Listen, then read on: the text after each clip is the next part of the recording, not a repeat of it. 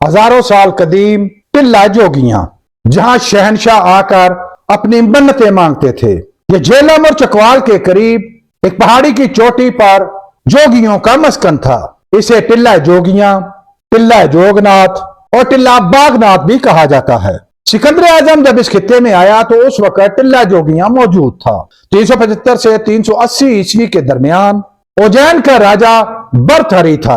उसने अपने खानदानी मसाइल से बेजार होकर तख्त को छोड़ा और टिल्ला जोगियां जाकर जोग इख्तियार कर लिया।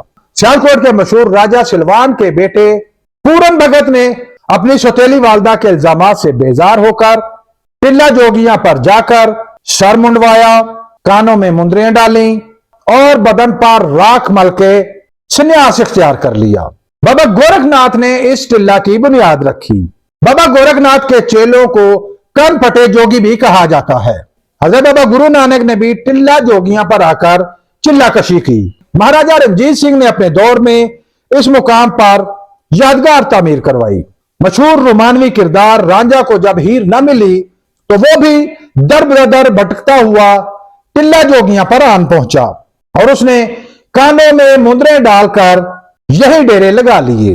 अकबरनामा में जिक्र है कि शहनशाह अकबर ने भी यहां पर कई मरतबा विजिट किया और उसने यहां पर तालाब भी तमीर करवाया। अहमद शाह अब्दाली के दौर में यहां पर मौजूद तमाम मंदिर मिस्मार कर दिए गए।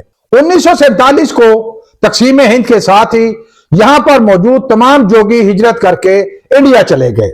उसके बाद ये रूहानी मरकज टिल्ला जोगियां वीरान होकर खंडरात की सूरत इख्तियार कर गया।